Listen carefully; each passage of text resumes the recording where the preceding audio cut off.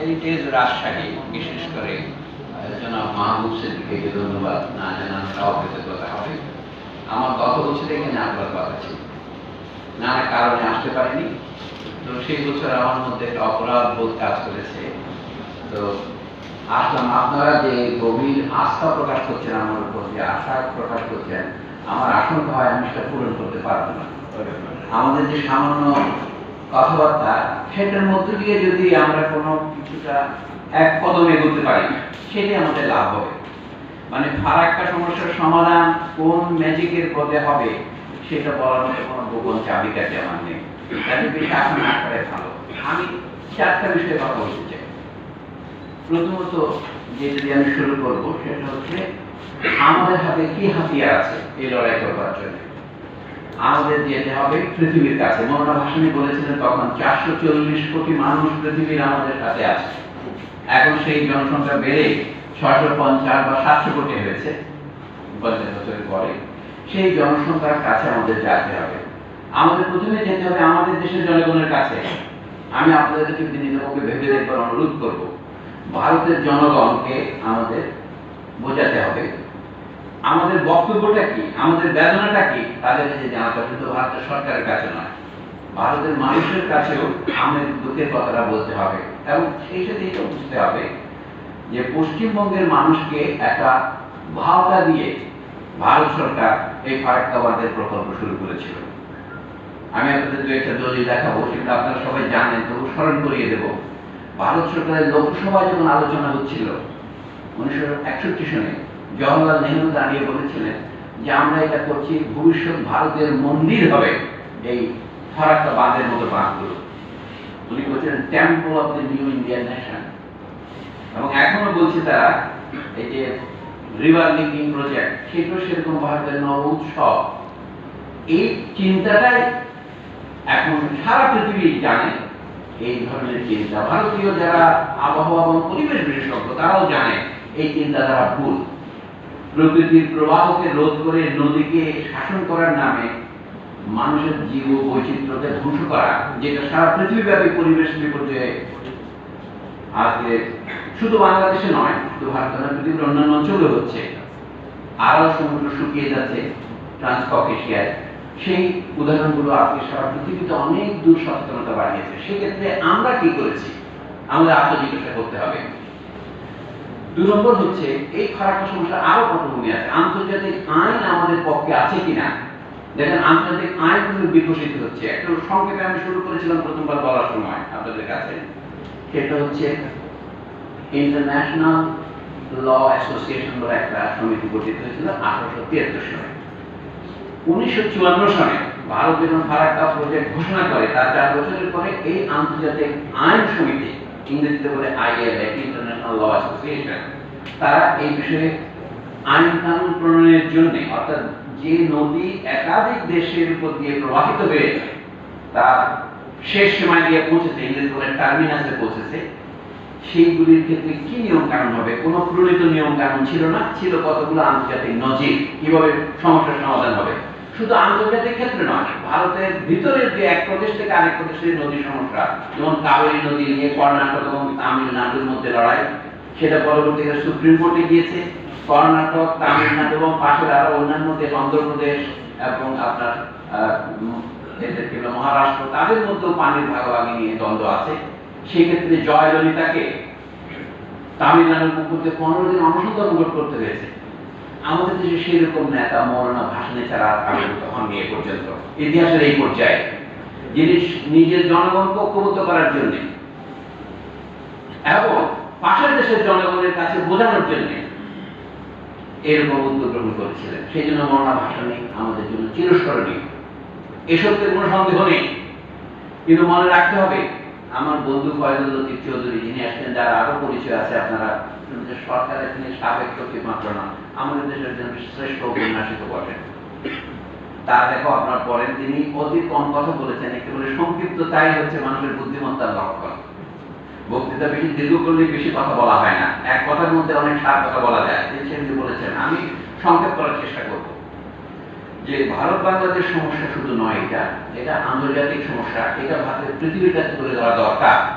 বাংলাদেশ ধ্বংস হলে পৃথিবী স্থির থাকবে না, এ কথা মনে রাখা দরকার। দুটো নীতি নিয়ে বিরোধ হচ্ছে। একটা নীতি হচ্ছে ভারত মনে করতো গঙ্গা শুধু ভারতের একলা নদী, আন্তর্জাতিক নদী নয়। এই মতবাদের উপর ভিত্তি করে তারা কিন্তু এই প্রকল্প গড়ে তোলার সিদ্ধান্ত নিয়েছে। 1950 সালে তারা সেটা জানতেন না। এই নদীতে বাংলাদেশের উপর দিয়ে তৎকালীন পুরো পাকিস্তান ছিল, তার ভিতর দিয়ে বঙ্গোপসাগরে পড়েছে, সেই কথাকে তারা অস্বীকার করতে চাচ্ছিলেন। যে কারণে তাদেরকে একটা মিথের, একটা পুরাণের আশ্রয় নিতে হয়েছিল। সেই মিথ বা পুরাণটা কি, ওই কথাটা আমি কপিল ভট্টাচার্যের নাম উচ্চারণ করার কথা স্মরণ করে দিতে চেয়েছি। বিশেষজ্ঞদের মধ্যে কপিল ভট্টাচার্য একমাত্র লোক অথবা প্রথম লোক যিনি বললেন ওই মিথটা কি। মিথটা হচ্ছে 400 বছর আগে ভারত সরকার বলছেন যে গঙ্গার আদি স্রোত ছিল ভাগীরথীর ভিতর দিয়ে হুগলিতে পড়ে বঙ্গোপসাগরে পড়া, আর এটা ছিল একটা মরা খাল, যেটা বর্তমান পদ্মা নদী। কবিরবাবু দেখিয়েছেন, এখনো তার লেখা অপ্রমাণ কেউ করেননি, যে দেখা গেলে এই পদ্মা রাজশাহীর পাশ দিয়ে যেটা প্রবাহিত হয়েছে গোয়ালন্দের কাছে গিয়ে ব্রহ্মপুত্রের সাথে মিলিত হয়েছে এবং যেটা পরে চাঁদপুরের কাছে গিয়ে মেঘনার সাথে মিলিত হয়ে বঙ্গোপসাগরে পড়েছে, এটা ছিল পদ্মার আদি খাল। 400 বছর আগে এটা পথ খুলেছে, এটা সঠিক তথ্য নয়। এই জন্য উনি আহ্বান জানিয়েছেন প্রত্নতাত্ত্বিক খনন কার্য করার জন্য মালভূমির গঠন নিয়ে। আমি এই তথ্য এখানে আপনাদের পুরো আলোচনা করবো না। এই জন্য উনি বললেন একটা জনগণের মধ্যে একটা বিশ্বাস উৎপাদন করা হয়েছে, ফারাক্কা বাঁধ করে যে কাজটা তারা করছে এটা নতুন কিছু নয়, 400 বছর আগে নদীটাকে তারা পুনরুজ্জীবিত করছেন, এটা সত্য নয়। এটা বলেছেন পশ্চিমবঙ্গের তৎকালীন প্রধান ইঞ্জিনিয়ার কপিল ভট্টাচার্য। সেই জন্য নেহেরু সরকার তাকে পদত্যাগে বাধ্য করেন তার এই পদ থেকে। তারপরে তিনি সরকারি চাকরি ত্যাগ করেন। একটু রোটে সংক্ষেপে কপিল বাবুর সঙ্গে একটু বলি এই জন্য যে আমরা অনেকে এটা হুঁশিয়ারি না। অর্থাৎ পশ্চিমবঙ্গ আমাদের সমস্ত মানুষ আছেন, তারা এখন সংখ্যালঘু সংখ্যায়, মানে হিন্দু মুসলিম সংখ্যালঘু নয়, তারা হচ্ছে আমাদের সমর্থক বিরোধী সংখ্যালঘু। 1972 সালে ভারতবর্ষে APDR করে, association for the protection of Democratic rights, এটার সভাপতি হন কপিল বাবু। এবং সেই সমিতি কোনো অফিস পাচ্ছিল না, আমি বলে আমার বাসায় অফিস করেন। সেই বাসায় অফিস, তিনি আজীবনের সভাপতি ছিলেন 1989 সালের মৃত্যুর আগ পর্যন্ত। অদ্ভুত ধরনের মানুষ, তার জ্ঞান বোধার কথা আমি আপনাদের সামনে বলবো না। তিনি শিবপুর ইঞ্জিনিয়ারিং কলেজ থেকে 1928 সালে লেখাপড়া শেষ করেন, মানে প্রবীণ মানুষ, এমন নয় যে চেংরা ইঞ্জিনিয়ার নন। তার কাহিনী আরেকদিন বলবো। তিনি যেটা বলতে চেয়েছেন সেটা সাত কথা বলে উনি বলেন এই দামোদর ভ্যালি কর্পোরেশন ডিভিসি বলতো, উনি বলেন এটা ভারতের বিপর্যয় নিয়ে আসবে, আবহাওয়া বিপর্যয়, পরিবেশ বিপর্যয়। তিনি বলছিলেন বিহার প্লাবিত হবে, পাটনা ডুবে যাবে, তার প্রত্যেকটা ভবিষ্যৎবাণী সফল হয়েছে। মালদার 3টা উপজেলা ধ্বংস হয়ে গেছে, রাজশাহীতে যেমন চর পড়ছে সেখানেও চর পড়ছে। মানুষ 10 বছরের মধ্যে 16 বার বাসা বদলাতে হচ্ছে মানুষের এই চর থেকে সেই চরে, সেখানে নতুন সব সমস্যা, ভারত বাংলাদেশ সীমান্ত নিয়ে সমস্যা হচ্ছে। আমি বলছি এইটা হচ্ছে আন্তর্জাতিক আইনে যাওয়ার আগে পটভূমি। আন্তর্জাতিক আইন কি হলে 1966 সালে আন্তর্জাতিক আইন সমিতি কতগুলো নিয়ম করলেন, যে নদী একাধিক দেশের উপর দিয়ে প্রবাহিত হয় তাদের জন্য বিবাদ মীমাংসার কি পথ হবে। ভারত তার উদাহরণ আগে স্থাপন করেছে, আমি আপনাদের একটু করে উল্লেখ করেছি, আপনারাও জানেন। সিন্ধু অববাহিকা যে 5 নদী পাঞ্জাব হয়েছে, সবগুলোর পানি নিয়ে ভারত এবং পাকিস্তান একটা চুক্তিতে পৌঁছতে পেরেছিল। আমাদের তখন বলতাম সোনার বাংলা শ্মশান কেন, পূর্ব বাংলার উপরে যে বিপদ চলে আসবে সেটা পাকিস্তান সরকার বিভিন্ন মেমোরেন্ডাম দিয়েছে জাতিসংঘে, 1960 সনে 59 সনে দিয়েছে, এটা ঠিক হচ্ছে না, কিন্তু এটাকে নিয়ে খুব বেশি জোরাজুরি করেনি। কারণ সেটা তখন শুরু হয়নি, মনে হচ্ছিল এটা ভারত রাজনীতি করতেছে, ক্ষমতা দেখাচ্ছে। আসল বাঁধের অপারেশন শুরু হয়েছে 1961 সন থেকে। 1961 সনের জানুয়ারি মাস থেকে গল্প শুরু হয়েছে, 71 সনে সেটা নির্মাণ শেষ হয়েছে। বাংলাদেশ তখন অন্য সংগ্রামে ব্যস্ত বলে এটা বাংলাদেশের বলবার মতো লোক ছিল না। তারপরে ফিডার ক্যানেলটা 26 মাইল বা 28 মাইল লম্বা যে ফিডার ক্যানেল করেছে, নদী থেকে একটা ব্রাহ্ম ফেলেছে, তারপর ভাগীরথীতে, সেটা নির্মাণ করতে তাদের 74 সমুদ্র লেগে গেছে। তাহলে ভারত বাংলাদেশকে দয়া করে 2 বছর 4 বছর ছাড় দিয়েছে, কথা সত্য নয়। তার নির্মাণ কাজে যেটুকু সময় লেগেছে, সময় লেগেই তার 75 সনে তারা এই কাজটা চালু করলো। তখন আন্তর্জাতিক রুলস কিন্তু হয়েছে, হেলসিঙ্কি রুলস বলে এগুলো, সেগুলি কিন্তু তারা ভ্রুক্ষেপ করেনি সর্বপ্রথম। তারপরেও আর দেখেন, আপনার তথ্যগুলো যদি আমরা সঠিকভাবে জনগণের সামনে তুলে ধরতে পারতাম, আমাদের বিদ্যালয়ের সাংবাদিকরা, অধ্যাপকরা তাদের দায়িত্ব পালন করতেন।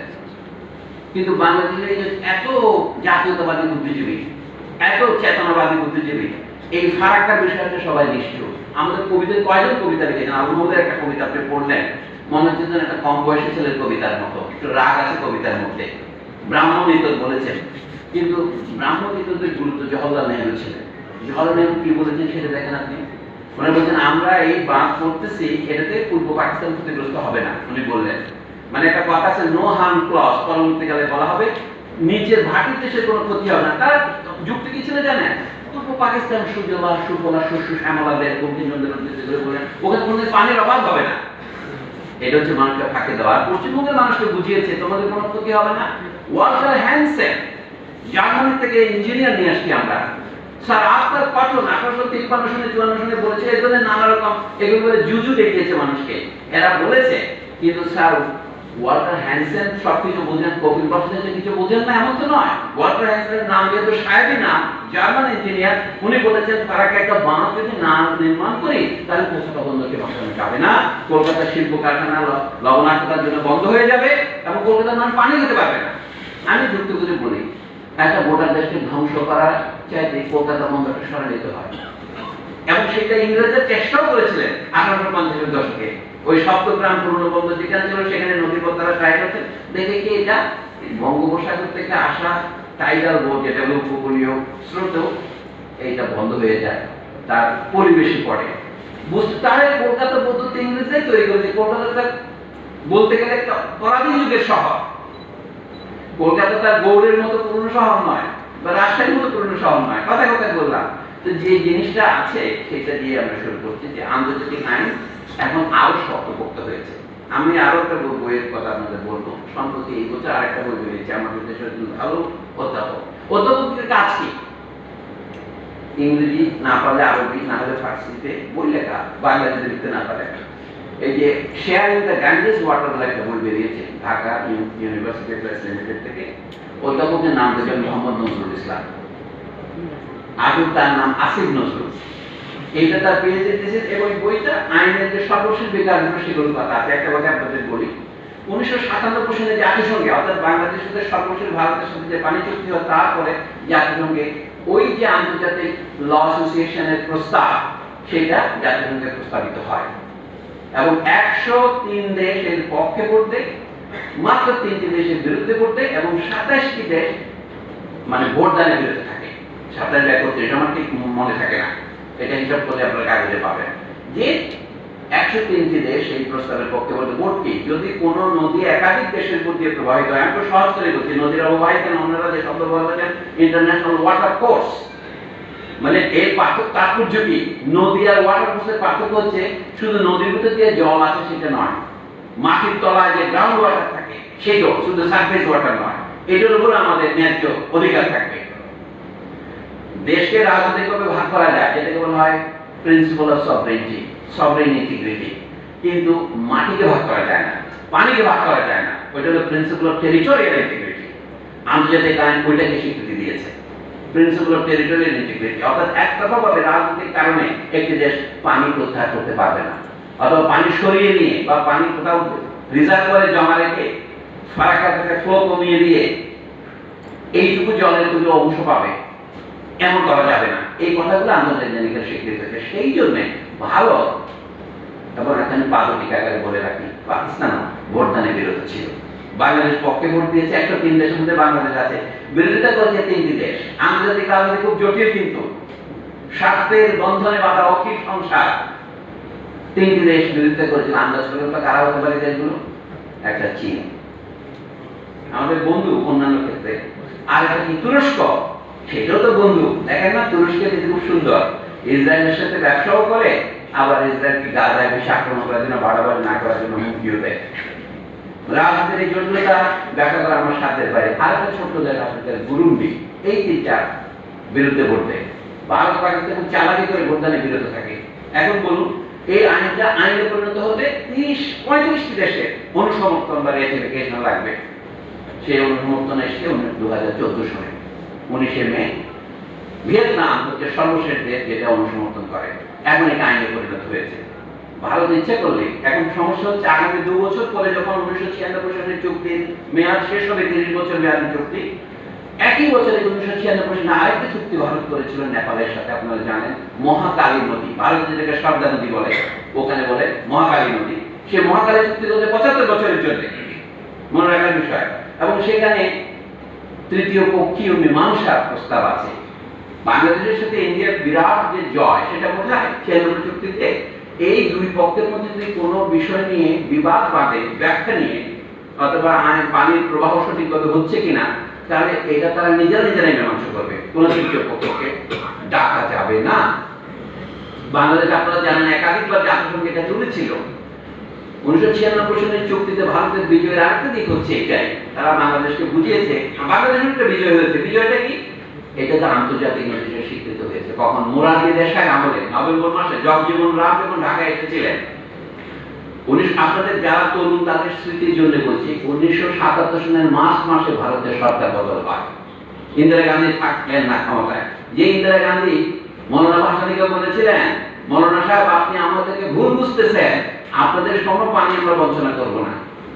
মৌলানা ভাসানী কেন মার্চ করেছিলেন? ফয়জুল লতিফ চৌধুরী তৎকালীন সরকারের কথা বলেন। এটা অনেকেই বলে, আমি এই কথাটা না বললে আপনারা মনে করছেন আমি বিষয়টা পরিহার করে চলেছি, সেটা পরিষ্কার করি। আমি কে বলে আহমদ কথা বলেছেন, আহমদ বলেছেন আমিও তখন মৌলানা ভাসানীকে ভুল বুঝেছিলাম। এবং এখনো কিছু যে আমাদের বামপন্থী বন্ধুরা আছে যারা বর্তমানে নানা কারণে সরকারি লোন নিয়ে সরকারপন্থী হয়েছেন, তাকে বলে যে মৌলানা ভাসানীকে তো যে মানুষের পরিচালনা করেছেন আপনার ঘটনা ভূমিকাতে।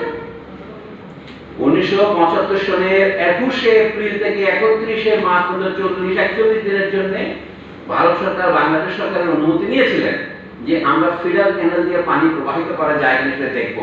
আমরা ম্যাক্সিমাম 11,000 কিউসেক থেকে 16,000 কিউসেক পানি নেবে, বেশি নেব না।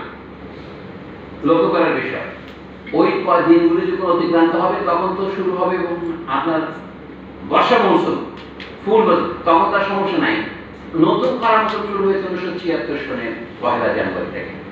হিসাব করা হয়েছে 1 জানুয়ারি থেকে 31 এপ্রিল, এই 5 মাসকে বলা হবে লিন সিজন, বা আমরা বলবো খরা মৌসুম। যে খরা মৌসুমে তখন তারা একতরফাভাবে পানি প্রত্যাহার করা শুরু করবেন। ওই সময় লোকের মৌলানা ভাসানের মাসটা হচ্ছে কখন? মে মাসের 16 তারিখ। তার মানে কিন্তু ভারত অলরেডি 4 মাস ধরে পানি প্রত্যাহার করা শুরু করেছে কোনো রকম চুক্তি ছাড়াই। বলেছেন আমি সংখ্যা দিয়ে আপনাদেরকে বিভ্রান্ত করতে চাই না, আপনি শুধু পরিবেশটা মনে করার জন্য বলছি। তারপরে প্রশ্ন উঠলো যে ইস্তাম্বুলে তখন ইসলামিক পররাষ্ট্র মন্ত্রীদের সম্মেলন হলো, সেখানে বাংলাদেশের কথা উত্থাপন করলো। এই 76 সনে, এটা মে মাসে মৌলানা ভাসানীর পরপরই এটা, তারপরে এটা শেষ পর্যন্ত ওই বছরে জাতিসংঘ উঠলো, জাতিসংঘ রেফার করলো, নভেম্বরের দিকে জাতিসংঘ বললো যে বাংলাদেশ ভারতের এটা নিজেদের মধ্যে মীমাংসা করা উচিত। কিন্তু এটা স্বীকৃতি পেল যে এটা আন্তর্জাতিক নদী, এটা বড় প্রশ্ন। বাংলাদেশ পুরোপুরি এটা বললো না যে জাতিসংঘ নিজে কোনো হস্তক্ষেপ করলো না, বাংলাদেশিরা দাবি করেছিলেন, ওই এমএস খান দিয়েছিলেন। তো সেই দাবিতে পরবর্তী বছর ভারতের সরকার পরিবর্তন না হলে সম্ভবত 1977 সেই এগ্রিমেন্ট হতো না। দেখুন আন্তর্জাতিক আইনের ক্ষেত্রে আমরা অনেকগুলো কথা ব্যবহার করি, এগ্রিমেন্ট, মেমোরেন্ডাম, ট্রিটি। 96 সনেরটাকে ট্রিটি বলা হয়, 77 সনেরটাকে বলা হচ্ছে এগ্রিমেন্ট। উভয় পক্ষের মতকে পরিণত হয়েছে 5 বছরের জন্য। তারপরে দুবার মেমোরেন্ডাম দেওয়া হয়, 82 আবার 85 পর্যন্ত। 88 পরে আর অনেক বছর আমাদের কোনো শূন্যতা ছিল না, তখন ভারত একটা ভাবে পানি প্রত্যাহার করেছে। এইটা হচ্ছে গঙ্গার উদাহরণটা যদি আমরা দিই, পানিতে কি হয়েছে তাহলে জিনিসটা বোঝা যাবে। এখন আন্তর্জাতিক পানি আইন অনুসারে, যেটা 2014 সাল থেকে আইনে পরিণত হয়েছে, দেখা যাবে যে এটা একতরফাভাবে পানি প্রত্যাহার করাটা সম্পূর্ণভাবে আন্তর্জাতিক আইন বিরোধী। এখন এমনকি চুক্তি না থাকলেও আপনি ব্যবহার করতে পারবেন না, যেহেতু আন্তর্জাতিক আইনের মধ্যে কার্যকারিতা আছে। তো এই প্রশ্নটা আমাদের মনে রাখা দরকার। আমি বলছি আন্তর্জাতিক আইনের প্রশ্নটা শুধু তুললাম। 1996 যে চুক্তি হচ্ছে যখন, তখনও জাতিসংঘ এই কনভেনশন পাস করেনি। এর মধ্যে এই 30 বছর মেয়াদ শেষ হওয়ার আগে জাতিসংঘ এই আইন কার্যকারিতা পরিণত হয়েছে। এখন ভবিষ্যতে দেখার বিষয় এইটুকু রাখেন। এখন পটভূমির কথা আমি বলি, ভারত সরকার যখন এটা শুরু করেন তখন তাদের বক্তব্য কি ছিল? আমি একটা বক্তব্য আপনাদের দিচ্ছি। ভারত সরকারের বক্তব্য ছিল এরকম যে ভারতের একজন পররাষ্ট্র মন্ত্রণালয়ের একটা উক্তিতে ছিল এইরকম কথা, নেহেরু সাহেবের কমেন্টের পরে বলছে যে Farakka barrage project has been undertaken by India in order to provide headwater supplies for maintaining and stabilizing the flow of Bhagirathi Hooghly, the name of Ganga, in the lower reaches in India. গঙ্গাকে নিচে থেকে ভাগীরথী মুখী বলা হয়, সেখানে পানির প্রবাহ ইংরেজিতে বলে হেড ওয়াটার, এটা অব্যাহত রাখার জন্য আমরা এটা করেছি। This project is vital for the port and city of Calcutta and for the economy of the vast hinterland of the port. পরবর্তীকালে ভারতীয় পণ্ডিতরা বলেছেন কলকাতা নগরের আসল সমস্যা এই হচ্ছে পানি নয়, সমস্যা হচ্ছে Kolkata is a dying city, industrial. Rajiv গান্ধীও বলে গিয়েছিল পশ্চিমবঙ্গ হচ্ছে ভারতের দুর্বলতম প্রদেশ। তাই পশ্চিমবঙ্গের মানুষজনের মনের মধ্যে উদ্দীপনা সৃষ্টির জন্য আমরা তোমাদের রক্ষা করার জন্য বাংলাদেশকে বঞ্চিত করেছি। আর একটা সাম্প্রদায়িকতা তো আছেই, পশ্চিমবঙ্গের যে অংশ দেশ ভাগের জন্য তৎপর হয়ে উঠেছিল তাদের মধ্যে আগুন দেওয়া হলো। এখন আসলে তারা কি কাজটা করেছেন সেটা শুনলে আপনার আরো একটু খারাপ লাগবে। তারা যে যুক্তিটা দিয়েছে শুনলে আমার তো একবারে মাথা খারাপ হয়ে যায়। তারা বলছে India thought that East Pakistan had neither any claim on the waters of the river Ganges nor any need for it. ভারতীয় সরকারের 1967 সনে লোকসভাতে ভারতের একজন মন্ত্রী যে বক্তব্য শুনেছে সেটা দিলে আপনার মানে খানিকটা আপনি রক্ত হিম হয়ে যাবে। একজন মন্ত্রীর নাম হচ্ছে সুরেন্দ্র পাল সিং, কেন্দ্রীয় সরকারের মন্ত্রী ভারতের, লোকসভার বক্তৃতায় তিনি বলেন এই কথাটা দেখেন, The facts relating to Farakka project are already well known to the House. আপনারা সকলেই জানেন ফারাক্কা সংক্রান্ত বিষয়াবলী কি, আমি একটা রানিং ট্রান্সলেশন দিচ্ছি। This is a simple project to save the premier port of Calcutta from a process of such extinction, and it has no element of irrigation or power. অনেকে মনে সন্দেহ থাকতে পারে যে জল সেচ করার জন্য পশ্চিমবঙ্গে অথবা বিদ্যুৎ উৎপাদনের জন্য এই ফারাক্কা ড্যাম করা হয়েছে। উনি বলছেন, ভারতীয় মন্ত্রীর স্টেটমেন্ট লোকসভায় বলছে, it has no element of irrigation or power. It has been undertaken only to save the port of Calcutta. তারপরে বলছেন, Farakka project has not been conjured up overnight. মন্ত্রীর বক্তৃতায় রাতারাতি চিন্তা করে আমরা এটা করি নাই, আমরা বহুদিন চিন্তা করেছি, but has been the result of a continuous search for ways to save the Kolkata port spread over more than a century, starting from Sir Arthur Cotton, who as far back as 1858 planned a barrage across the Ganga. তারপরে কি, to Dr. Walter Hansen, an expert German engineer almost a century later in 1957, a galaxy of engineers who devoted their attention to the problem of Bhagirathi Hooghly has unanimously asserted that the construction of a barrage with the objective of supplying additional water into the Bhagirathi Hooghly system was the only measure by which the alarming rate of deterioration of the Hooghly approaches to the port of Calcutta could be arrested. এটা মন্ত্রীর বক্তৃতা সারমর্ম 1 লাখ টাকা লিখেছেন। তার দাম দাঁড়াচ্ছে কি, এটাই ছিল একমাত্র উদ্দেশ্য। এখন আমরা কি দেখি, বিএম আব্বাসের নাম আমি নিয়েছি, বিএম আব্বাস তার বইতে পরিষ্কার বলছেন এটার উদ্দেশ্য মোটেও তা ছিল না। আমি যেমন ফর এক্সাম্পল একটা লেখাতে ওনার উদ্ধৃতিটা আমি পড়ি, হুবহু যা আছে এটা লিখছি ফর রেকর্ড, মানে আপনারা সকলেই জানেন বিএম আব্বাস এটির বক্তব্যের সার কথা ছিল এরকম, the real purpose of the barrage is to control the river for supplying Ganga water to the Indian states of Uttar Pradesh and Bihar. 1982 সালে প্রকাশিত বই থেকে আপনারা লিখছেন। এখন আমরা বাস্তবে দেখি 50 বছরে এই অবস্থানে পুরোপুরি সত্য হয়েছে, এবং তার অতিরিক্ত হচ্ছে, এটা বললে আপনি অবাক হয়ে যাবেন, তারা যে প্রকল্প নিয়েছে এখন $11,500 কোটি, টাকা নয়, রুপিস নয়, বর্তমানে বিলিয়ন, 11 বিলিয়নের টাকা তারা প্রয়োগ করছে যে সারা ভারতের নদী করে যুক্ত করে, উত্তর ভারতের 14টি নদী সে যুক্ত করে, দক্ষিণ ভারতের 17টি নদীর সাথে তারা যুক্ত করবে পানিতে বঙ্গোপসাগরের ফেলবে। মানে এটা কোনো মনে হবে যেন রহস্য উপন্যাসের একটা ফ্যান্টাসি, কিন্তু এটা বাস্তব, আপনার সামনে চোখের সামনে এটা চলছে। তাহলে আমরা কি করবো একটু, আমি 2 পর্বে বলি। এখন আমরা কিন্তু কি করেছি সরকার পর্যায়ে এবং নাগরিক পর্যায়ে, আমাদের দাবি ছিল প্রধানত দুটো, যে গঙ্গা যে তারা মূল কথাটা কি, আপনারা সকলে বারবার বলেছেন যে এত কিউসেক পানি আসে, এত ঘনফুট পানি প্রতি সেকেন্ডে এখান দিয়ে প্রবাহিত হয়, এটা হচ্ছে কিউসেকের মাপ। তো এটা যখন লিন সিজন বলা হয় কমে যায়, 1993 সালে যখন আমাদের কোনো চুক্তি ছিল না, 88 সালের মেমোরেন্ডাম শেষ হয়ে গেল, ছেড়ে চুক্তি হয় নাই, সেই সময় কমতে কমতে এখানে একজন মুরব্বী বলেছেন প্রায় এত কমে এসেছিল, আমি একটা হিসেবে পেয়েছি সর্বনিম্ন প্রায় 9,000 কিউসেকে নেমে এসেছিল 1993 সালের মার্চ মাসে। আরো কমেছে, আমি মাপগুলির মধ্যে পুরোপুরি নির্ভরযোগ্যতা নাই, কিন্তু যেটা আমরা জয়েন্ট রিভার কমিশন বলে যেটা গঠিত হয়েছিল 72 সনে, তার আলোকে বলছি বাংলাদেশ স্বাধীন হওয়ার পর ইন্দিরা গান্ধী যখন প্রথম ঢাকায় আসলেন ভারতীয় সৈন্য নিয়ে যাওয়ার জন্য মার্চ মাসে, তখনই জয়েন্ট রিভার কমিশন গঠিত হয়। সেটা আছে, সেটা তেমন কার্যকারিতা নেই। আমরা সহজ কথায় আমি বলছি, একটা কমিশন থাকলে হবে না। ছোট্ট জগন্নাথ বলে কথা আছে না, বাংলায় একটা সুন্দর শব্দ আছে, কি সাক্ষী গোপাল।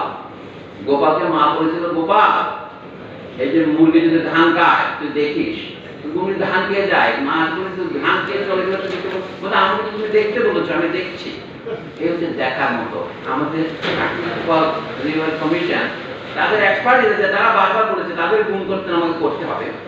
তাহলে এই যে রিন সিজন, মানে জানুয়ারি থেকে মার্চ মে মাসের শেষ পর্যন্ত পানি যে কমে যায়, কারণটা কি? উপরের দিকে তো তারা বিভিন্ন শেষ পর্যন্ত আমাদের সরকার আব্দুর রহমান সাহেবের প্রবন্ধে চমৎকার তথ্যগুলো দেওয়া হয়েছে, কাজে এটা বলার পুনরাবৃত্তির দরকার নেই।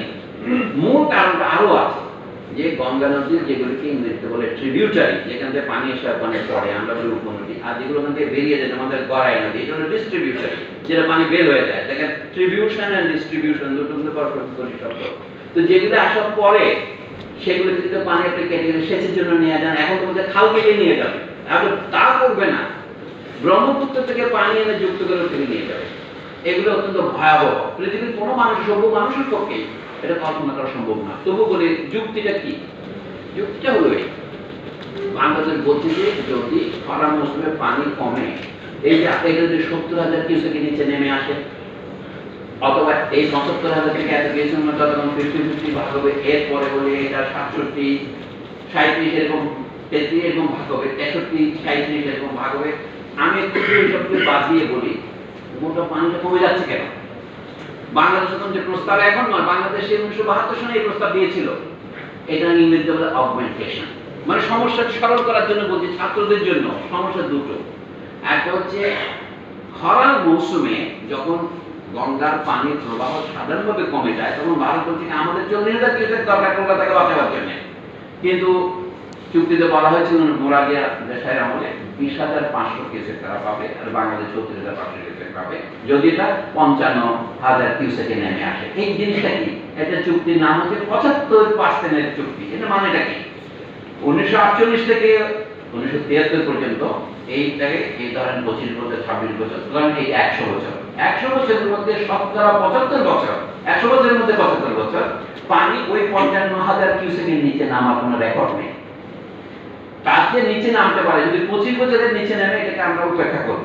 এটা হলো পরিসংখ্যানের নিয়মে, প্রবাবিলিটি অনুসারে, তাহলে এইটাকেই ধরা হবে সর্বনিম্ন প্রবাহ। সেই হিসেবে হিসাব করা হয়েছে 55,000 কিউসেকের সর্বনিম্ন প্রবাহ।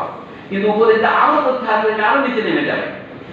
এইটা হচ্ছে, এইটা আমরা কোন হারে ভাগাভাগি করব? ভারতের প্রথম সমস্যা ছিল, আমি আবার বলছি, যে বাংলাদেশ কোনো পানি পাবে না, কারণ এটা আমাদের নদী, আমরা যা সেটা ব্যবহার করবো। পরে তারা স্বীকার করতে বাধ্য হলো, এটাকে স্বীকৃতি যে বাংলাদেশকে জানাতে হবে। ওই আগে পাকিস্তানকে বলছে আমরা পাকিস্তানকে জানিয়েছি কিন্তু কিছু করবো না, ওই সাক্ষী গোপালের মতো। 77 সনের চুক্তি বা এগ্রিমেন্টের প্রথম স্বীকৃতি দেওয়া হলো, এইখানে বাংলাদেশের বক্তব্য শুনতে হবে। জগজীবন রাম ঢাকায় আসলেন, তিনি ডিফেন্স মিনিস্টার ছিলেন, এবং তখন কথা হলো যে বাংলাদেশ অনেক বেশি দেওয়া হয়েছে। মুরারজি দেশের সরকারের বিরুদ্ধে কংগ্রেস সরকারের, সাধারণত বলা হয় কংগ্রেস বাংলাদেশের বেশি বন্ধু এবং বিজেপি সরকার খুব খারাপ, এরকম একটা মনোভাব আমাদের আছে, এটা ভুল মনোভাব। কিন্তু এইখানে দেখবেন পানির ক্ষেত্রে জওহরলাল নেহেরু, ইন্দিরা গান্ধী এবং কংগ্রেস সরকার বারবার বিরোধিতা করেছে, এবং 77 সনে একটু বেশি চুক্তি পানি দিয়েছে বাংলাদেশে। কাদের ভাষা? যেটা 34,000 কিউসেক শেখ সাহেব ওই ফিডার কেনে দেওয়ার সময় বলেছিল বাংলাদেশকে আরো বেশি দেওয়া হবে, 40,000 কিউসেক গ্যারান্টি দেওয়া হবে। সেইগুলি সব উপেক্ষা করে এখন স্বীকার করা হলো। তারপরে 20 বছর, আমি যে 77 থেকে 96 পর্যন্ত নানা কাহিনী আপনারা জানেন, বারবার মেমোরেন্ডাম এবং শূন্য অবস্থা ছিল। তারপরে চুক্তিতেও দেখা যাচ্ছে বাংলাদেশে যে পানি দেওয়া হয়েছে সেটাও ভারত আরেকটাই কংগ্রেস সমর্থিত সরকার হলো, সেখানে জ্যোতি বসু ছিলেন, তিনি এসে কিন্তু কিছুটা হলো একটা ঠান্ডা রিপোর্ট দিয়েছিলেন যে না, বাংলাদেশকে কিছুটা দেখতে হবে। তখন ইন্দ্র কুমার গুজরাল পররাষ্ট্রমন্ত্রী, তিনি আবার শক্ত প্রধানমন্ত্রী হওয়ার জন্য এই দেবগৌড়ের আমলে এই চুক্তিটা হয়, যেটার উপরে আমরা এখনো আছি। তারপর দেখা যায় কতগুলো কথা সেখানে খোলা। বাংলাদেশের দাবি ছিল এইটা আন্তর্জাতিকরণ করতে হবে, এটা তৃতীয় পক্ষের মাধ্যমে যখন দ্বিধা দেখা দিলে মীমাংসা করতে হবে, যে কোনো দ্বিমত দেখা দিলে মীমাংসা করতে হবে। সেটা ভারত কিন্তু মানেনি। ভারতের জয় হলো কি, এটা ভারতের দ্বিপক্ষীয় সমস্যা সীমিত রাখবে। বাংলাদেশ যে প্রশ্নটা তুলেছিল অন্তত নেপালকে অন্তর্ভুক্ত করতে হবে, ভারত কিন্তু ভুটানকে অন্তর্ভুক্ত করে অনেক তার ইন্টারনেট যে ইন্টার রিভার লিঙ্কিং প্রজেক্ট করছে, এখানে কিন্তু ভুটান থেকে শুরু করেছে, কিন্তু এখানে বোধের উপর বিষ পড়েছে। এটা বলে ভারত কিন্তু একটা ক্ষেত্রেই আপনার একটু বিব্রত বোধ করে। আমি কোনো লেখায় দেখলাম যে ভারতের সাথে বাংলাদেশের ঐক্যবদ্ধ হওয়া উচিত। চীন যে ব্রহ্মপুত্র করে পার দিতে চেষ্টা করছে, তখন কিন্তু তিব্বতকে চীন যে বলে এটা আমাদের মানে ভারতের যে অরুণাচল প্রদেশ সাউদার্ন তিব্বত বলে, তো এইটা নিয়ে ভারত একটু মাঝে মাঝে নড়ে চলেছে, উপমহাদেশে তার সমর্থন করে।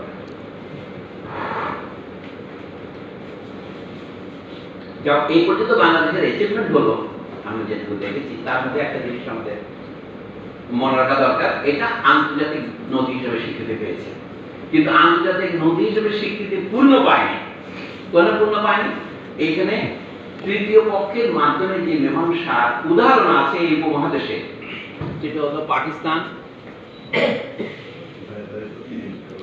তাহলে পানি খেয়ে বিদ্যুৎ আসতে পানি খাওয়া যাবে, এটা আরেকটা অবস্থা হলো।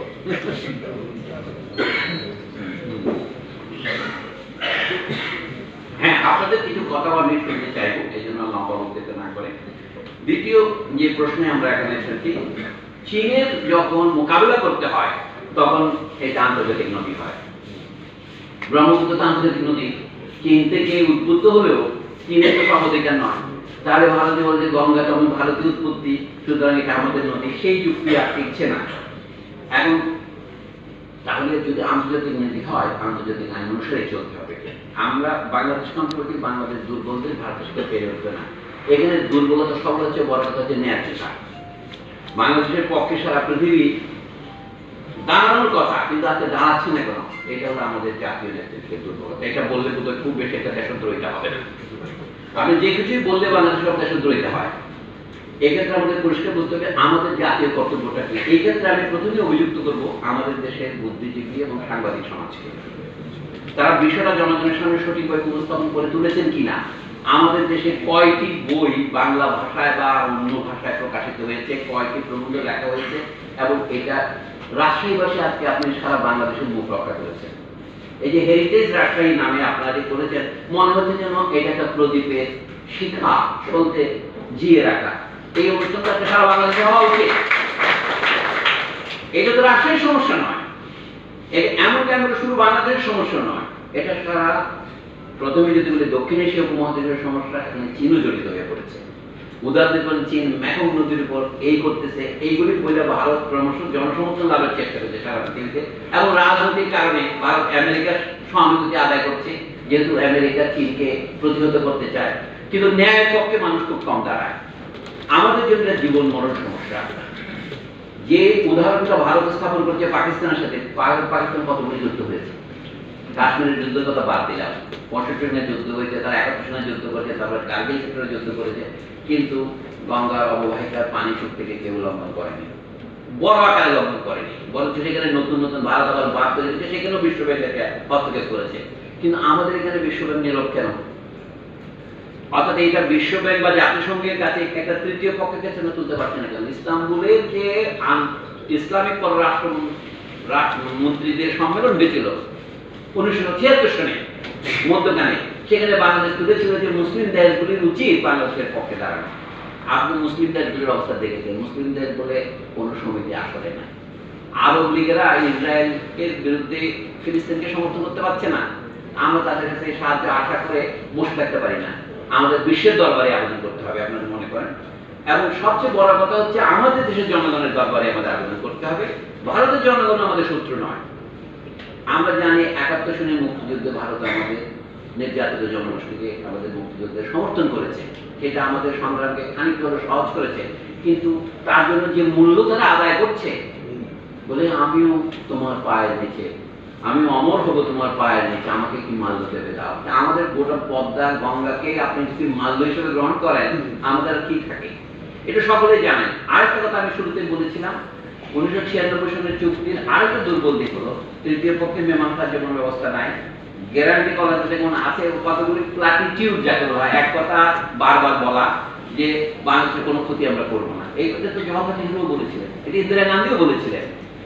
অর্থাৎ no harm to the lower riparian, নিচের অববাহিকার যে দেশ তার কোনো ক্ষতি করা যাবে না, এমন কোনো প্রকল্প আমরা গ্রহণ করতে পারবো না। সেই কথাগুলো মুখে বলেছেন কিন্তু কথা রক্ষা করেন। এখানে আমাদের আগে একজন বক্তা বলেছেন, যারা কথা দিয়ে কথা রাখে না তাদের কি বলবেন? তাদের আধিপত্যবাদ বলাটা হলো একটা সহজ কথা, তার আরো বেশি কিছু। তারা আগ্রাসী, শুধু আগ্রাসী নয়, তারা বিধ্বংসী, মানবতা বিরোধী। কাজে আমাদের এই প্রশ্নটা ভারতীয় উপমহাদেশের জনগণের সামনে তুলে ধরতে হবে যে বাংলাদেশ যদি আজকে মানে ব্রিটিশ ভারতে অবিভক্ত থাকতো, ওদের পানি সমস্যা হতো। তারা অনেক সময় বলে যে ব্রিটিশ পণ্ডিত উইলকক্স সাহেব, যিনি কলকাতা বিশ্ববিদ্যালয়ের বক্তৃতা দিয়েছিলেন 1930 সনে, এটা হলো যে lectures on the river system of Bengal, সেই বক্তৃতা বই আকারে ছাপা হয়। সেখানে উনি বলেছেন একটা বাঁধ দিতে, সেটা অনেক নিচে, সেটি কি জন্য? গড়াই পশুর আমাদের যেমন নদীগুলো মরে যাচ্ছে, ওই মাথা বাঁধা জল বিশেষ করে সেগুলিতে কিছুটা পানি প্রবাহিত করার জন্য। সেই চুক্তি আর এই ফারাকটা এক জিনিস নয়, ওটাকে সম্পূর্ণভাবে আরো উপরে, ঠিক আমাদের বর্ডার থেকে 10-11 মাইল উপরে এই বাঁধ দিয়ে গোটা বাংলাদেশকে দেওয়া, এর মধ্যে পরিষ্কার করে রাজনৈতিক মতলব ছিল। কিন্তু ভারত আন্তর্জাতিক ক্ষেত্রে বারবার বলছে যে এটা কারিগরি এবং আইনগত সমস্যা, মোট রাজনৈতিক সমস্যা নয়। এমনকি এইটাও বাংলাদেশকে প্রতিষ্ঠিত করতে হবে। এই সমস্যার পেছনে একটা জাতিগত বিদ্বেষও কাজ করছে। আরেকটা কাজ হচ্ছে কি, ভারতের অন্য দক্ষিণ এবং উত্তর ভারতকে যুক্ত করার জন্য, যে দক্ষিণ ভারতকে পরাজিত করার কাহিনী ছিল মূলত রামায়ণের কাহিনী, যেটা ভারতের টেলিভিশনে এত জনপ্রিয়। এটা অর্থাৎ আসলে ব্রাহ্মণ নন ব্রাহ্মণ সমস্যা ভারতে যেটা প্রবল, রাবণকে যেভাবে চিত্রিত করা হয়েছে, যেটার মধ্যে সম্ভবত মধুসূদন একটু প্রতিবাদ করেছিলেন, সেই দক্ষিণ ভারতকে পানি দেওয়ার জন্য, যে কাবেরী নদী নর্মদা নদী নিয়ে যে নানার গন্ডগোল, সেটা মীমাংসা করার জন্য তিনি গঙ্গা ও ব্রহ্মপুত্রকে যুক্ত করবেন। তো বাংলাদেশ বলল, পানি যদি বাংলাদেশের বাইরে বাড়াতে হয়, নেপালকে যুক্ত করতে হবে এবং হিমালয়ের কাছে বাঁধ দিয়ে আপনার বর্ষা মৌসুমে পানি জমা করে যে থাকবে, সেটা দিলেই বাংলাদেশ এবং ভারত উভয়ের প্রয়োজন মিটবে। কলকাতা বন্দরের প্রয়োজনও মিটবে, সেচের প্রয়োজনও মিটবে, কিন্তু ভারত সেটা করতে পারে না। এখানে বোঝা যায় তার উদ্দেশ্যটা যে ভালো নয়। বাংলাদেশের প্রস্তাবের মধ্যে দুর্বলতাটা কি আছে? বাংলাদেশ বললো যে জানুয়ারি থেকে মে পর্যন্ত যে মৌসুমে পানির প্রবাহ কমে যায় গঙ্গায়, সেটা বারবার বলতে হচ্ছে আগে থেকে জমে রাখা রিজার্ভার থেকে পানি দেওয়া। ভারত তার বিপরীতে যে প্রস্তাবটা দিল, সে দেখলে আপনি বুঝবেন তাদের উদ্দেশ্যের হীনতা। তারা বললো কি, আসামের গোয়ালপাড়ার কাছ থেকে ব্রহ্মপুত্র থেকে খাল কেটে বাংলাদেশের ভিতর দিয়ে দেখেন বিপুল পরিমাণ পানি এনে এটা ফারাক্কার করে গঙ্গায় ফেলবে।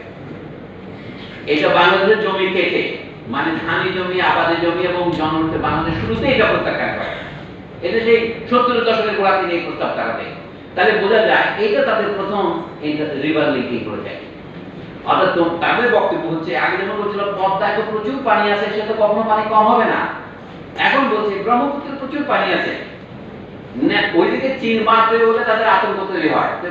ব্রহ্মপুত্রের অতিরিক্ত পানি অর্থাৎ রংপুর দিনাজপুরের উপর দিয়ে কেটে নিয়ে এসে এটা এখানে রাশিয়ার উত্তর দিকে ওখানে ফেলা হবে। কত জমি কাটা হবে, এটা বাংলাদেশের উপর দিয়ে কাটা হবে। এখন যে তিস্তা প্রকল্পে ভারত টাকা দেওয়ার চেষ্টা করছে, এটা তো অবভিয়াস। বাংলাদেশের লোকজনকে তারা একেবারে অবোধ অসহায় শিশু মনে করে। আমার শুধু এই ক্ষেত্রে হাসি পায় যে মানুষ মানুষকে কতটুকু অশ্রদ্ধা করতে পারে। হ্যাঁ, এইটার কোনো সীমা নেই। এটা একটা উদাহরণ হলো। এখন তাহলে আমাদের করণীয়টা কি? এই পর্যন্ত দুটো কথা হলো। ফারাক্কা সমস্যার পটভূমিটা আমরা দেখলাম যে 1947 সনের দেশভাগ থেকে এই কেটে শুরু হয়েছে। হয়তো তার আগেও কারো কারো মনের মধ্যে ভাবনা ছিল, কিন্তু 47 সনের পরে এটা ভাবনা ছিল। তৎকালীন পূর্ব পাকিস্তান নেহরু চিঠিপত্রে পরিষ্কার দেখা যায়, উনি লিখছেন তার প্রাদেশিক কোনো লক্ষ্যে চিঠিতে প্রকাশিত হয়েছে, গোপন কিছু নয়, যে দেখবেন 1962 সনের মধ্যে এই পূর্ব পাকিস্তান আমাদের কাছে ফিরে আসবে। আর অখণ্ড ভারত মধ্যে যারা এখনো চিন্তা করে কি আমরা তো পুরো আবার পাকিস্তান ভারত একত্রিত করে ফেলবো, এই সমস্ত কল্পনা থেকে আপনাকে বাধ্য করার জন্য এটা কিন্তু রাজনৈতিক হাতিয়ার উপরে। কিন্তু তারপরেও আমি এটা বলবো, 1976-এর চুক্তি অথবা 77-এর যে দুটো চুক্তি হয়েছে, তাতে একটা জিনিস সাথে ভালো সতর্ক বলে কি, আগে তারা বারবার বলছিল আমাদের ট্রানজিট দিতে হবে, তার সাথে পানি দেওয়া জড়িত, এবং এই চুক্তিগুলোতে তারা সেদের থেকে কিছুটা নিষ্কৃতি দিয়েছে, ট্রানজিট যে যুক্তি নয়। কিন্তু এখন ট্রানজিট তো আরো 10 গুণ বেশি করে দাবি করতেছে।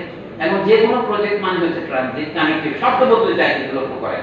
আর আমাদের দেশে যত পাকা বুদ্ধিজীবী আছে, আমি তো নাম বললে কোনো অসুবিধা হয় না, যাদেরকে আমরা খুব প্রগতিশীল মনে করি, ধরেন কথায় কথায় সিপিডি, উদাহরণ দিয়ে বললাম, পত্রিকার নাম প্রথম আলো, লোকে মনে করে আপনি নাম বলেন তো তত সূত্র পাবে, তাহলে নাম না বলে তো কথা বলা যাবে না। এরা কি প্রকাশ করেছে এটা দেখুন। 1976 সালে ফিরে যায়, ফয়জুল মজিদ চৌধুরী প্রাক্তন সরকারি কর্মচারী সত্য কথাই বলেছেন, ইত্তেফাক পত্রিকা মৌলানা ভাষণ দিতে নিরন্তর প্রচারণা করছে। ভারতের আনন্দবাজার পত্রিকার ভক্ত আপনারাও কেউ কেউ, আমিও কিছুটা কোনো কোনো বইয়ের ভক্ত, কিন্তু তারা নিরন্তর মৌলানা ভাষণকে সাম্প্রদায়িক, উগ্র মৌলানা, হ্যাঁ খারাপ কথা নাই, যেটা ব্রিটিশ আমলে বলা হতো না, যেটা মৌলানা তারা প্রয়োগ করে নাই।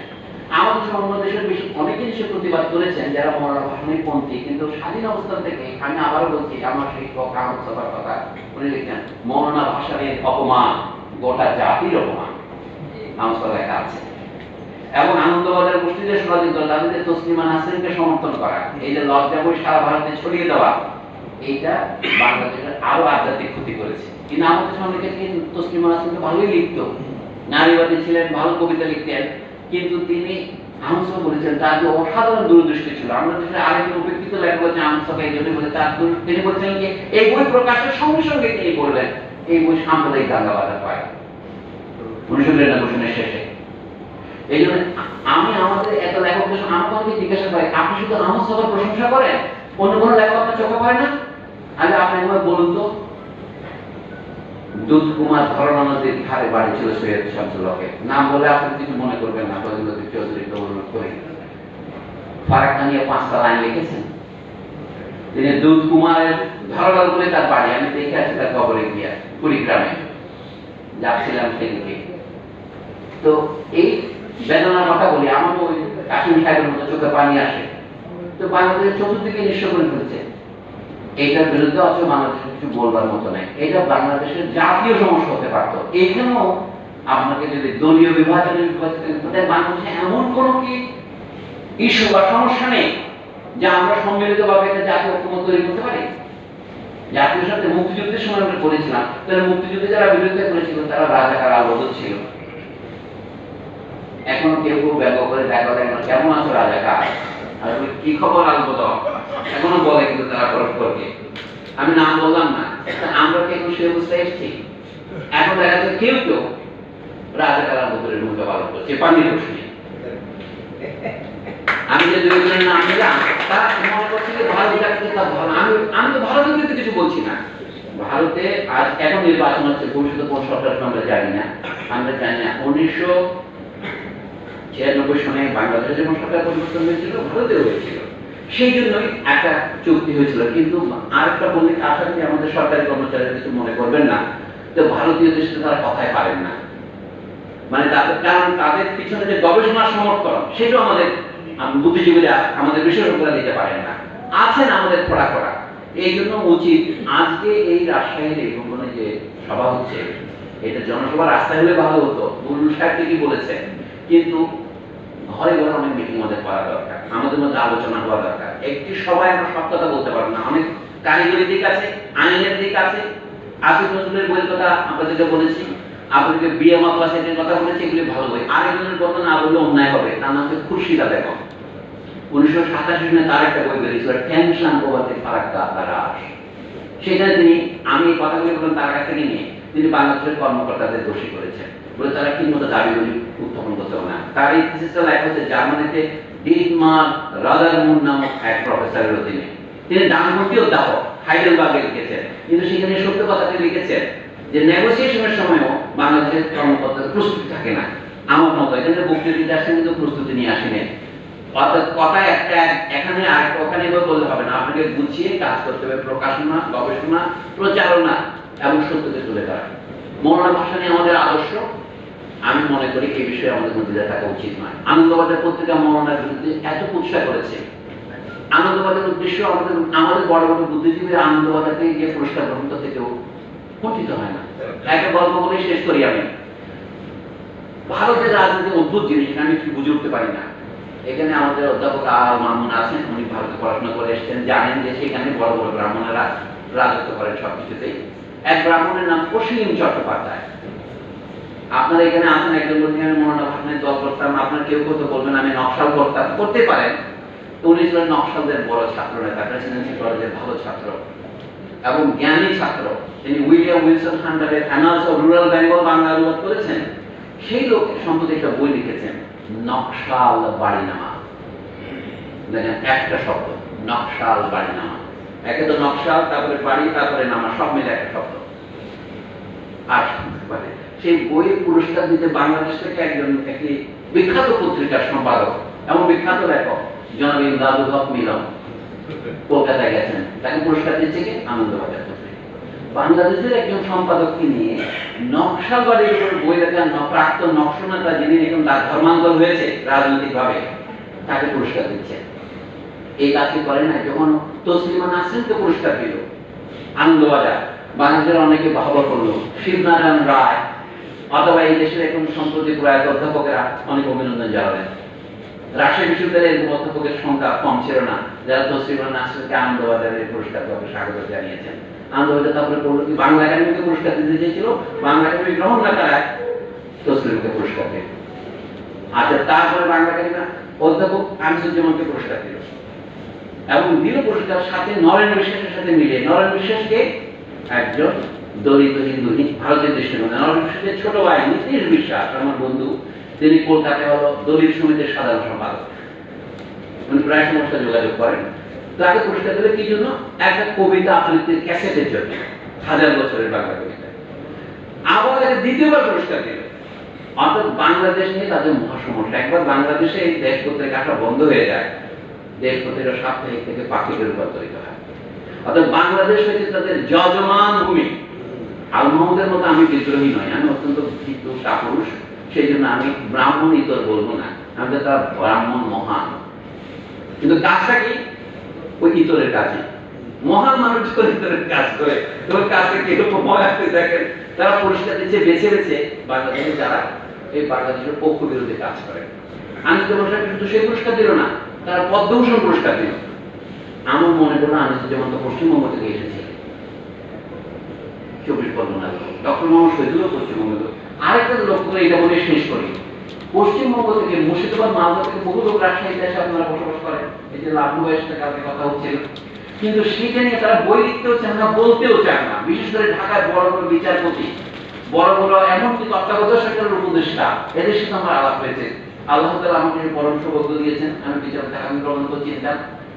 বলে বাড়ি কোথায়, উনি কখনো মিথ্যা বলেন না, কিন্তু একই সাথে সত্যও বলেন না, নিরপেক্ষ থাকে। আমার বাড়ি রাজশাহী, এই আমাদের অবস্থা। কবি নজরুল ইসলাম বর্তমানে জন্মেছিলেন, তাতে কি হয়েছে? আমি নজরুল ইসলামকে এখনো বুঝে উঠতে পারি নাই। মানে অনেক সময় হয়তো সূর্যের দিকে তাকানো যায় না, আপনাকে গগলস করতে হয়। আমাকে এগুলো গগলস কিনে দিয়ে নজরুলের দিকে তাকাবো। নিশ্চয়ই আপনারা শুনতে আমার কথা। আমাদের সভাপতি মিনিস্টার মাহবুব সিদ্দিকী সাহেবের প্রতিভায় আমি খুব মুগ্ধ। তারা এত বই আমাকে দিয়েছেন, এখন পড়া শুরু করতেই পারিনি।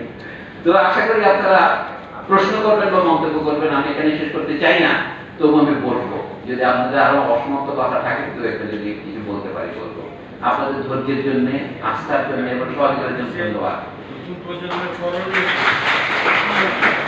সেটা মুরব্বীদের জন্য রেখে দিলাম।